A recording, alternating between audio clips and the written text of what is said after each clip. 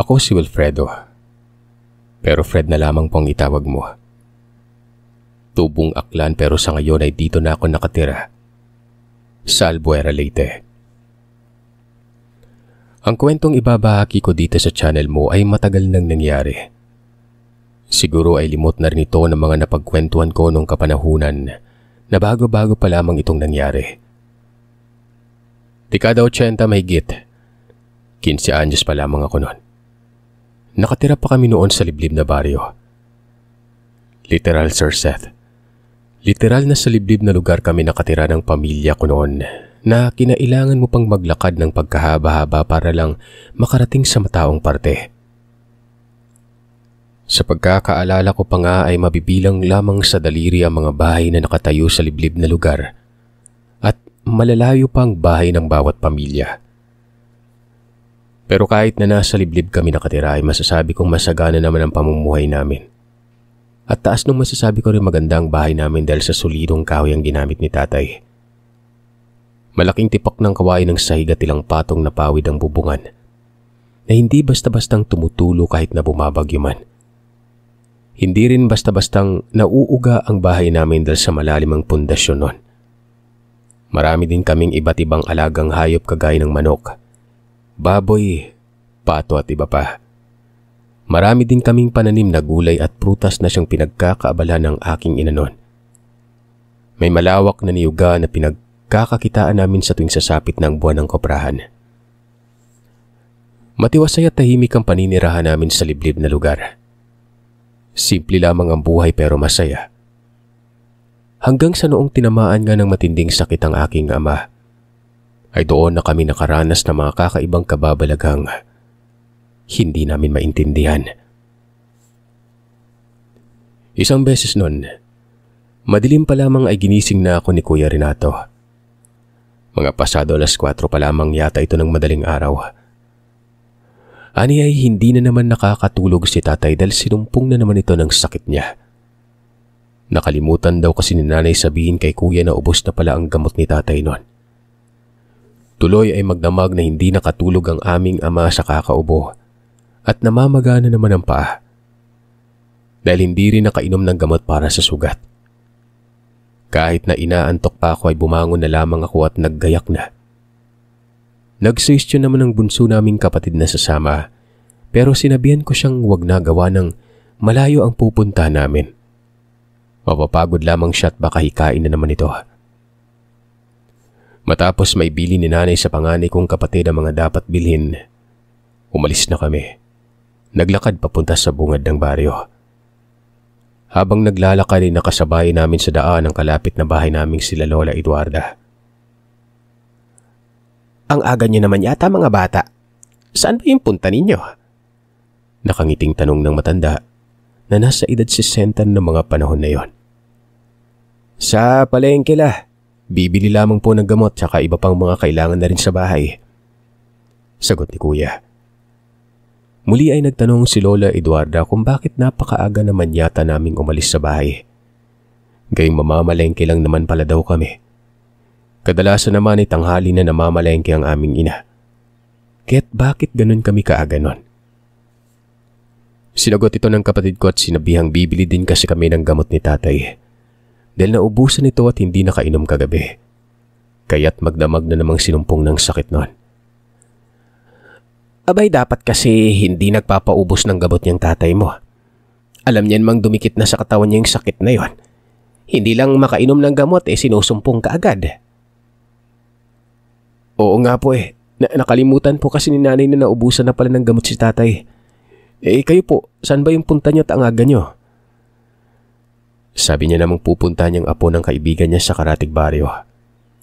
Gagamutin niya daw yon dahil ilang araw nang may sakit at ang sabi, may aswang daw na umaaligid sa bahay ng mga may sakit noon. Manggagamot sa baryo si Lola Eduarda. Mag-isa na lamang itong namumuhay.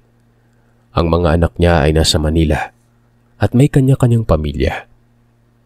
Kinukulit na nga ang matanda ng mga anak niya sa Manila na lamang manirahan pero ayaw nito. Mas gusto niya pa ring manirahan sa probinsya kaysa sa Manila noon. Isa pa'y maayos naman daw ang buhay niya sa baryo namin. kung kaya't walang dapat ipag-alala ang mga anak nito. Dahil nga sa kagustuhan ng matanda ay wala nang nagawa ang mga anak niya. Ni ang panggagamot ni Lola Eduarda ay hindi rin napipigilan ng mga anak nito. Sa tuwing may mga sakit nga kaming magkapatid na hindi kayang pagalingin ng doktor, sa kanya lumalapit ang mga magulang ko para magpagamot. Kaya naman simula pagkabata ko ay malapit ng loob ko kay Lola Eduarda. Kahit na hindi naman namin ito kaano-ano o kadugunon. Naku Lola, hindi naman totoo yung mga aswang na yan. Wika ko.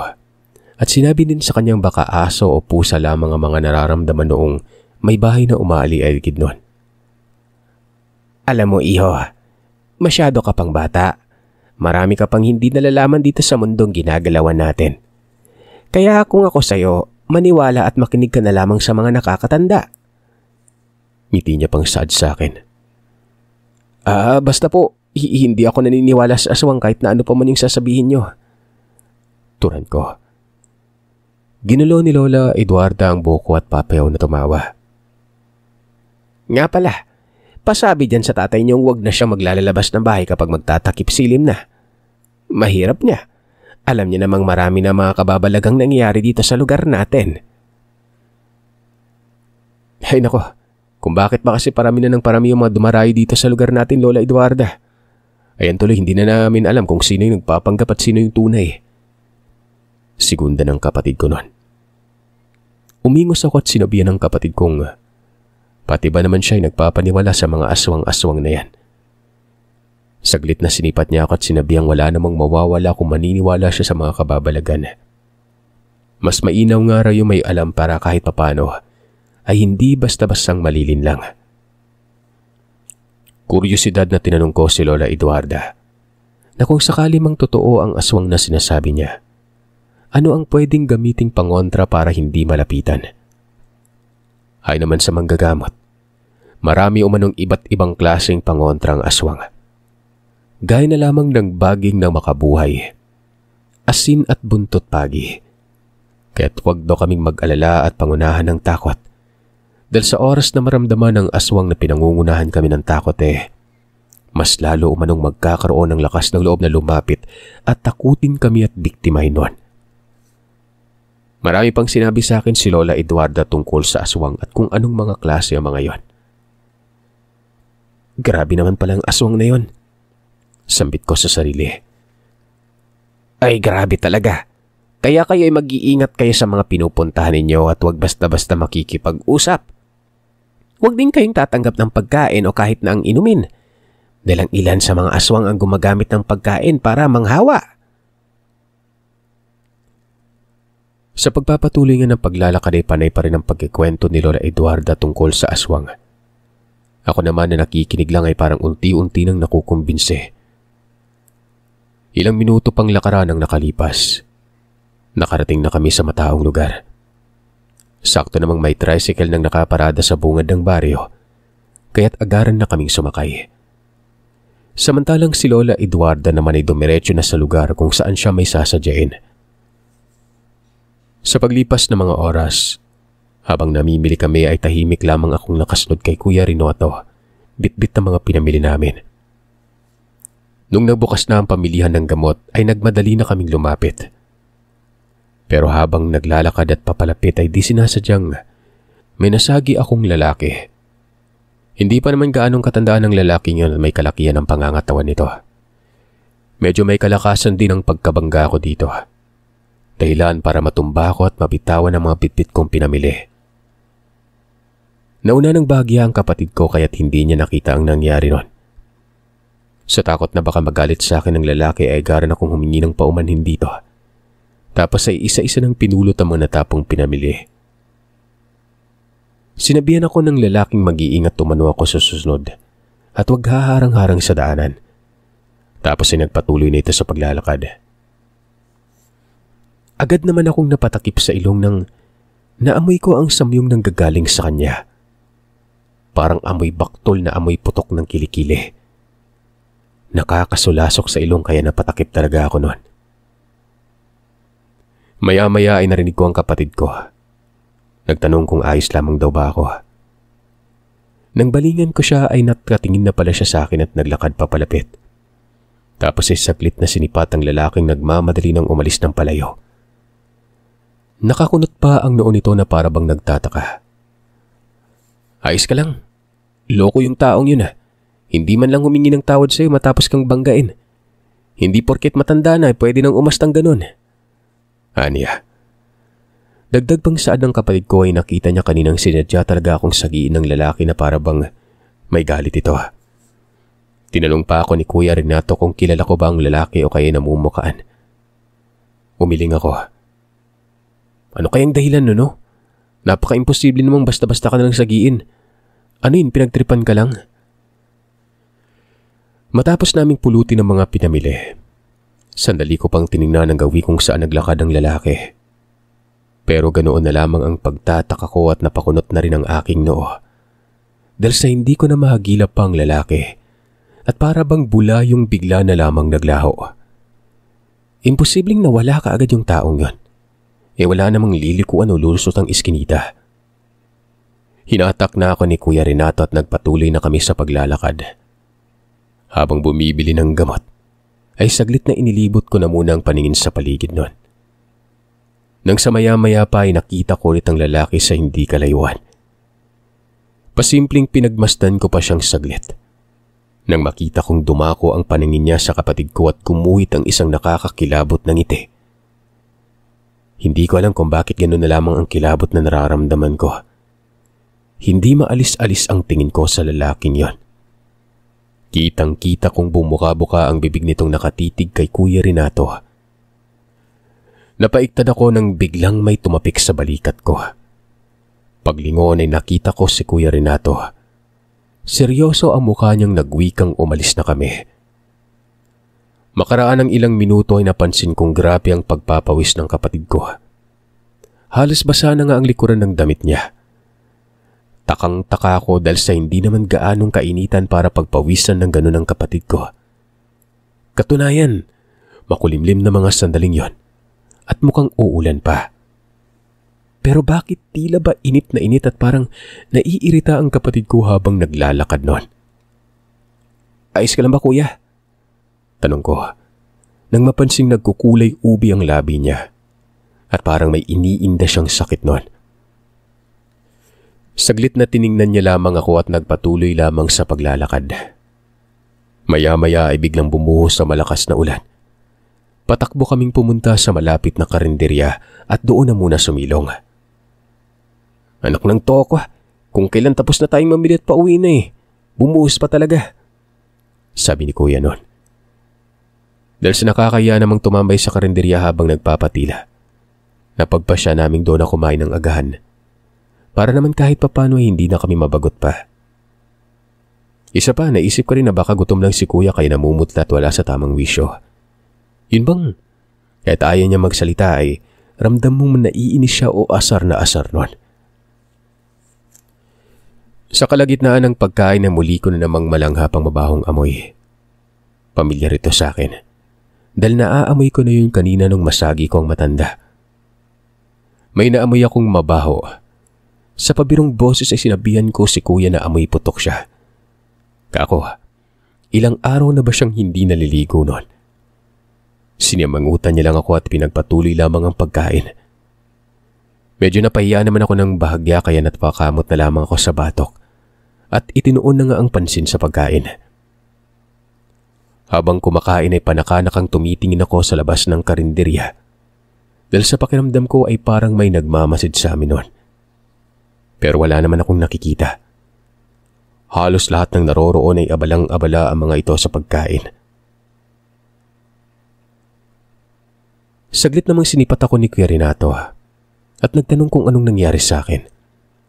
Pailing-iling kasi ako ng mga panahon na yon. Sabi ko wala. 2 oras may higit ang nakalipas bago tumila ang ulan.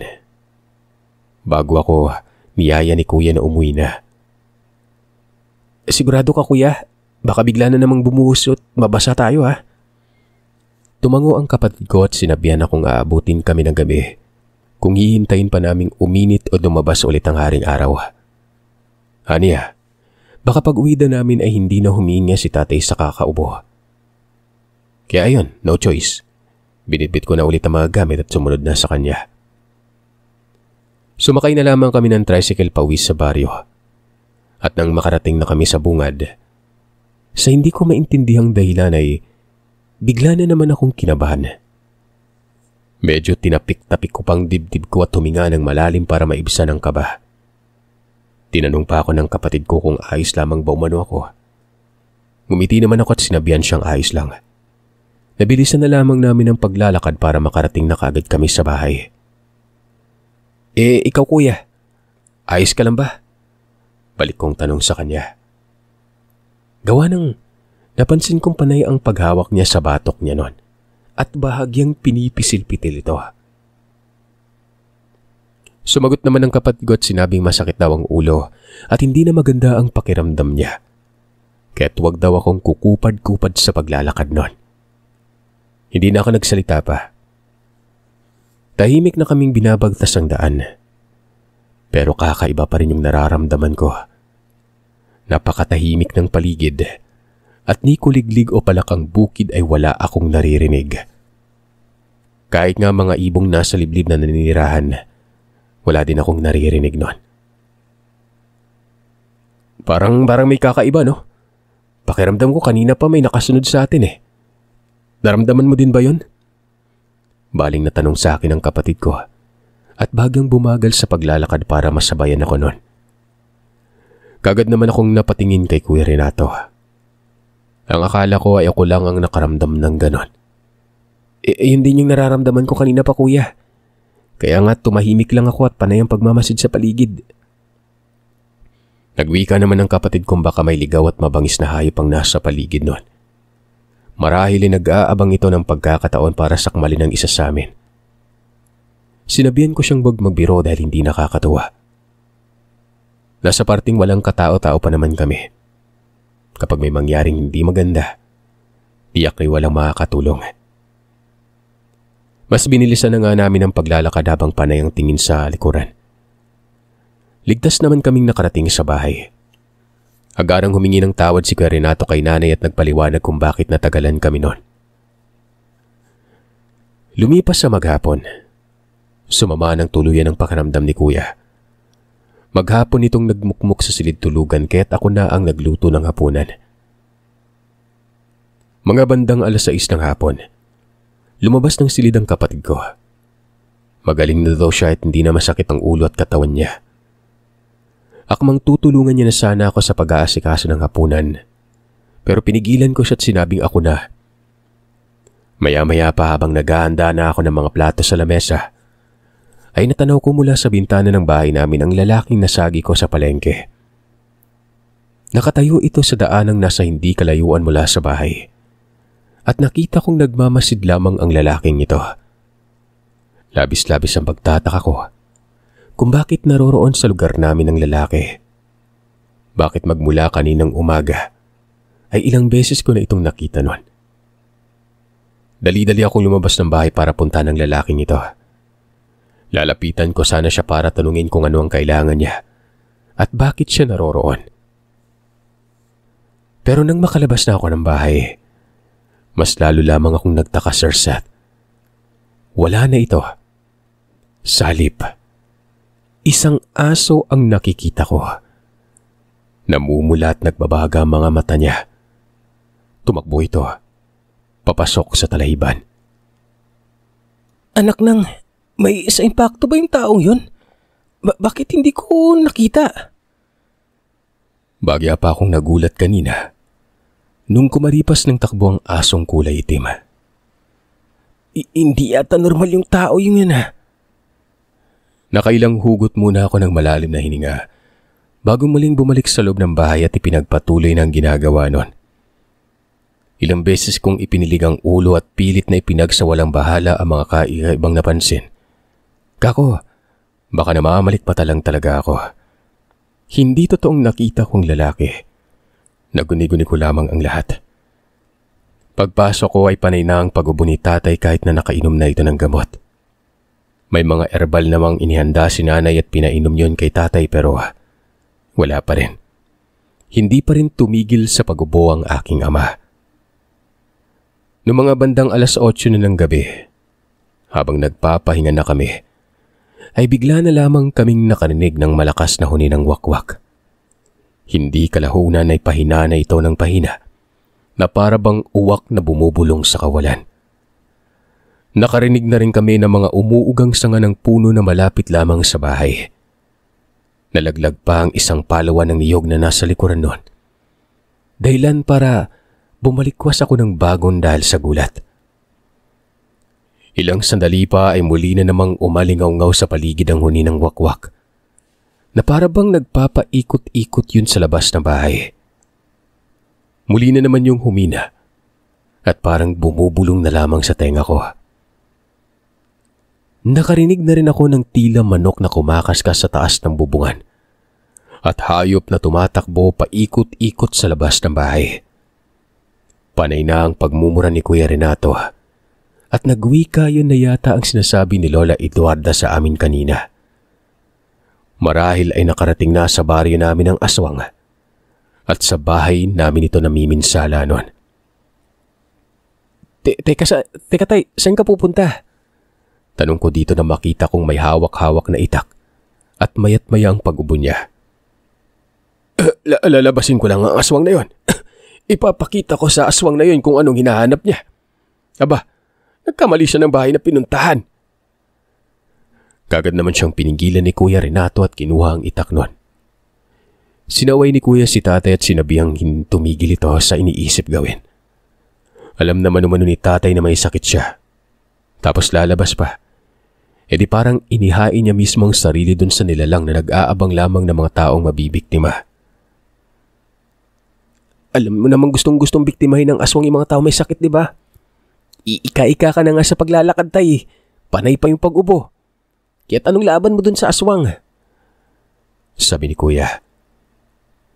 Bigla kong naalala ang sinabi ni Lola Eduarda na ayon dito ay pwedeng masundan ng aswang ang may sakit sa pamamagitan ng damit o kahit anong gamit na pagmamay-ari ng may karamdaman. Matalas ang pang-amoy ng aswang at kahit ilang kilometro pang layo, maaamoy at maaamoy ng nilalang ang taong may sakit nun. Marahil yun ang dahilan kung kaya't may nilalang ang sumugod sa labas ng bahay. Makinig na kayo sa akin, Tay. Huwag matigas ang ulo para walang mapapahamak. Muling saway ni Kuya Renato. Tanging pag-ubo lamang ang naging sagot ni Tatay. Pero halata sa kilos ng aking amang nagagalit na ito at hindi sang-ayon sa nais ng kapatid ko. Inaalalayan naman siya ni Nanay na nakaupo at pinapakalma. Sa kagustuhan niyang lumabas at harapin ang nilalang. Medyo may katigasan din kasi ang ulo ni Tatay. Matanda na at marami pang karamdamang iniinda sa katawan. Tapos ganun pa. Sandali lang, kukuha lang ako ng asin sa kusina. Wika ng kapatid ko. Sasabuyin niya umano ng asin ang nilalang para maitaboy yon. Hindi daw namin pwedeng labasin ang aswang dahil wala naman kaming hawak-hawak na pangontra dito. Aanhin daw namin ang itak kayong alam naman umano naming hindi matatakot sa ordinaryong itak ang nilalang na yon. Kung pipilitin naming lumabas ng bahay at harapin, baka isa sa amin ang mapahamak. Wala pa naman si Lola Eduarda dahil may pinuntahan sa kabilang baryo. Buti sana kung nandyan yung kapitbahay naming manggagamot para kahit papano ay may makakatulong sa amin kung sakali man. Duwag na duwag Sir Seth, pero naiintindihan ko si Kuya Renato. Alam kong kapakanan lamang namin ang iniisip niya. Nasa liblib na lugar ka na kami nakatira at may kalayuan ng mga kapitbahay maliban sa bahay ni Lola Eduarda. Tama lang na walang lalabas ng bahay kahit sino sa amin. Lalong-lalo ng aming ama. Ano't ano pa'y aalis din ang aswang kapag mananawa na sa kakaikot nun. Walang mangyaring hindi maganda sa amin at hanggat hindi nakakapasok sa loob ng bahay ang hinayupak na ito. Ay na rin sa kapatid ko. Nung nasa kusina na si Kuya Renato ay nakarinig kami ng sunod-sunod na katok. Nung tanungin ko kung sino ang nasa labas, tanging pag-angil ng hayop na animoy pusa lamang ang naging sagot nun. Sa takot na naramdaman ko ay kinuha ko ang itak na nakasukbit sa dingding ng bahay. Itinapat ko ang dulo sa maliit na siwang ng pintuan at nakahanda ng itusok yon. Nang sa walang ano-ano ay bigla akong nakarinig ng sigaw sa labas ng bahay. Boses ito ni Lola Eduarda. Pero may boses lalaki din akong naririnig at sa tingin ko ay kasama ito ng matanda nun. Huwag niyong buksan ang pinto. Aswang ang nasa labas ng bahay ninyo. Huwag na huwag kayong magbubukas at kami na ang bahala sa hinayupak na yan. Diyos me, mabuti naman at nakauwi na pala yung manggagamot. Sambit ni nanay. Ramdam ko ang mabilis na pagtakbo ng nilalang na sinasabi ni Lola na nasa pinto nun. Dali-dali naman akong lumapit sa bintana at sinilip mula sa siwang kung ano ang nangyayari sa labas. Maliwanag naman ang buong paligid dahil sa sinag ng buwan ng gabing yon. Nakikita kong mabuti kung ano ang nangungyari sa labas ng bahay. Doon nga ay nakita kong nakikipagbuno si Lola Eduarda sa isang lalaking punong-puno ng balahibo ang itsura. Sobrang nakakatakot. Niyakap na ng kilabot ang buong katawan ko habang nagmamasid nun. Idagdag pa ang walang humpay na pagtulo ng mga laway na siyang iniiwasan ng matandang ito. Nang sa ganun ay hindi siya malagyan. Maya-maya pa ay pinaghahambalos naman ng lalaking kasama ni Lola Eduarda ang nilalang ng bitbit nitong buntot ng pagi. Hinarap ng nilalang ang lalaki at panay ang pag-ilag ng aswang at aakmang dadamba ito. Nang tingnan ko ulit si Lola Eduarda, kumunot ang noo ko dahil sa parabang biglang bumata ng ilang taon yon. Lumiksi ang kilos nito at hindi man lamang siya malapitan ng nilalang. Dahil sa bawat pag-akto ng aswang na lalapit sa kanya ay mabilis siyang nakakaiwas, sabay kuha niya sa kasamang lalaki ang buntot pagi at hagarang hinambalos niya noon. Nagpapalitan pa sa paghambalos ang dalawa.